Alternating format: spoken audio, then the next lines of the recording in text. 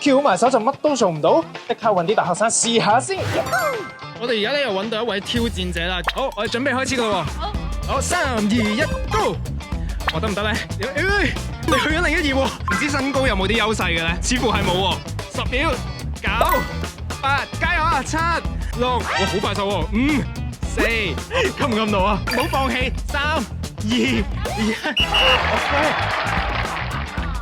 原來翹埋手自拍都難唔到大家喎，唔知下個挑戰又點呢？翹埋手咁樣揈甩啲面帽子嘅。開始3、2、1 ，Action！ 加油！揈左右，揈咪左右揈，係啊，左右揈，係啊，跳，係啊，成功嘅係咪？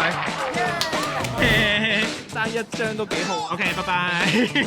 其實翹埋對手都真係幾唔方便㗎喎，不過都有例外嘅。管理 MPF 揀 DIS 懶人基金就可以自動幫你管理風險，分散投資喺環球市場，收費仲有上限，咁就翹埋手都搞得掂啦。